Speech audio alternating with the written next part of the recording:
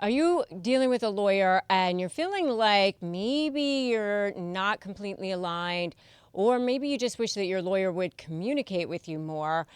I don't know if you know this, but your lawyer actually, there's some things that they wish that you knew, and it's probably like a list of things that they wish that you would do, but maybe they haven't communicated it properly with you. And if you did these things, it would actually genuinely change how your case turns out. And most of these lawyers are never going to say this to you plainly, not because they don't care, but because there's a line that they're definitely probably not going to cross. So, they want to advise you on your case, but they really don't want to lecture you about how you're living.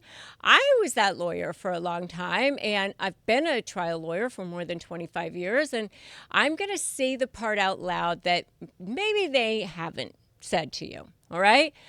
Welcome, welcome, welcome. I'm Rebecca Zung. I am the Leveraged Lawyer. I'm so glad that you're here. If you're new here, make sure that you hit subscribe, hit that notification bell, and stick around because every day we drop new videos on how to manage high conflict personalities in a court setting.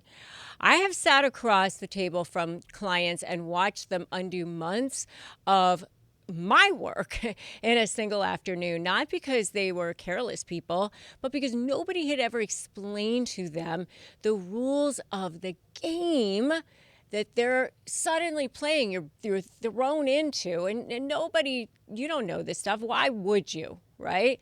So here are 5 things that if your lawyer were watching this with you right now, I think that they would probably be nodding their head at every single one. All right. So number 1 is don't communicate with the other side. And if you're communicating with the other side, make sure it's strategic, because understand that every text, every email, anything you put your hand to is a potential trial exhibit.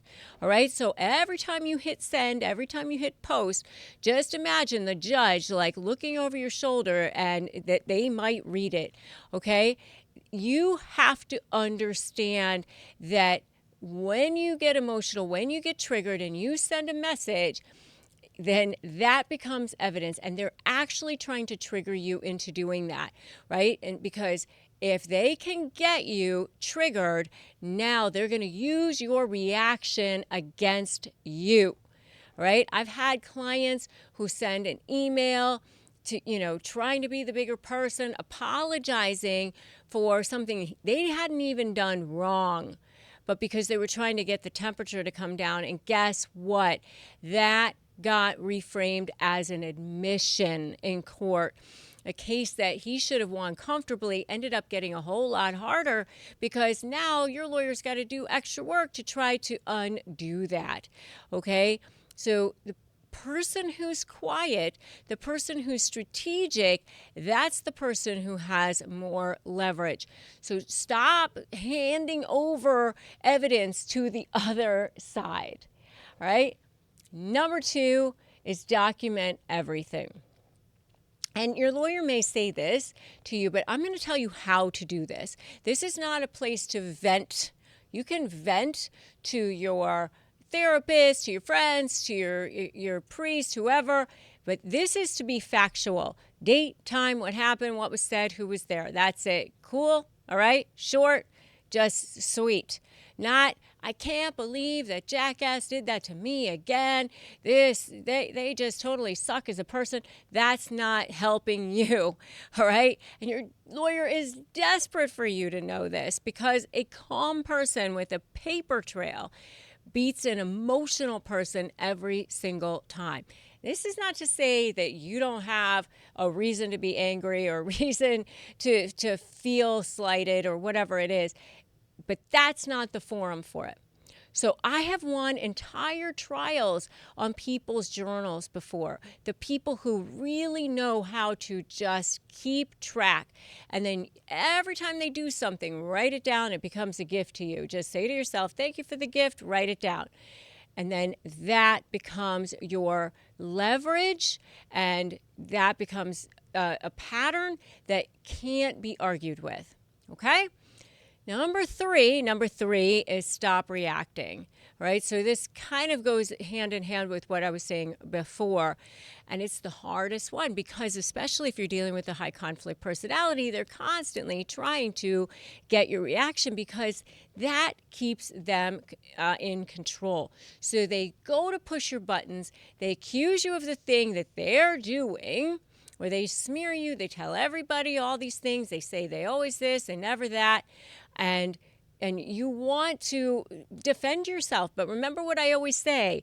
I always say I'm half Chinese, and I always wear jade, but never jade. Never justify, argue, defend, or explain.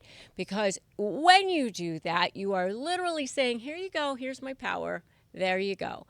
All right. You don't want to do that. You want to be strategically calm, strategically responsive. This is not you being passive. This is actually you taking control of the narrative. All right. And every time you decline that bait, you gain leverage. Right. And I want you to be practical here, because at 11 o'clock at night, when they send you that thing, oh, you're horrible with money, or you're a terrible parent, whatever, you're going to want to respond. You don't want to do that, okay? Take a pause, respond strategically, all right? Just decide, you know what, I'm not going to respond for 24 hours. It's okay. Just do that. And give yourself a rule. Whatever it is, if it's 24 hours, whether it's 2 days, unless it's a genuine emergency involving children, everything else can wait, okay? That gap is where your best decisions are going to be made. I promise you. All right, so of the first 3 so far, which ones are you going to start doing right away? I want you to drop it in the comments below. And which ones have you seen already? Drop it in the comments below. All right, so number 4 is show up prepared and show up on time. I know this sounds too simple to matter, but it matters. I promise you. The more that you can distill down your information and have it prepared and come in and be serious and dress properly, have your documents in order, have everything ready, the better it's going to be for you. Because I guarantee you that when the other side hurls accusations against you and you're just sitting there, whether it's in court or mediation, your lawyer's going to look at you and say, is it true? How should we respond? And the more you can be prepared to respond and hand your lawyer that ammunition, the better it's going to be for you in the long run. All right. And number 5 is take their advice. I'm telling you, I've had so many clients who just don't end up taking my advice, and it never ends up well. I mean, the problem is, you've probably not done this very many times, and your lawyer has seen probably hundreds of clients, if not thousands. And they see the same kinds of patterns over and over and over again. So if they tell you unequivocally, don't do this, listen to them, okay? The clients who win are the ones who let their lawyer drive on strategy, okay? And I'm talking about legal strategy, all right?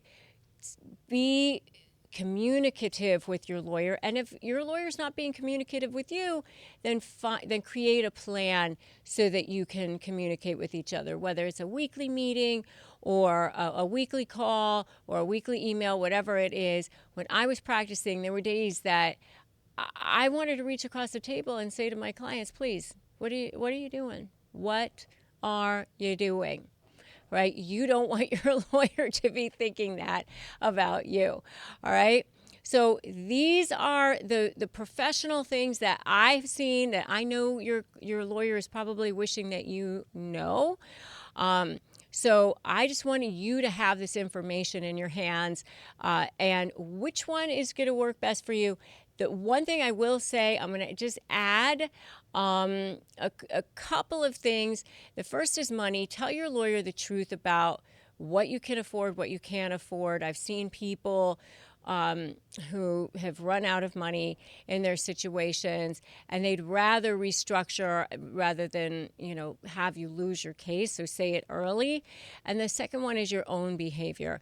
If there's something in your history that is not necessarily the greatest fact for you, make sure your lawyer knows it, disclose it to them, because it's coming out. And you don't want it coming out from the other side on cross-examination where your lawyer is blindsided, okay? I guarantee you nothing you can say is going to shock them. They've probably heard it all.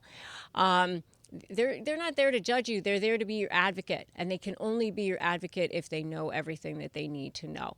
All right? So those are the 5 things that cost you nothing. It's just helping you get the best results from your case.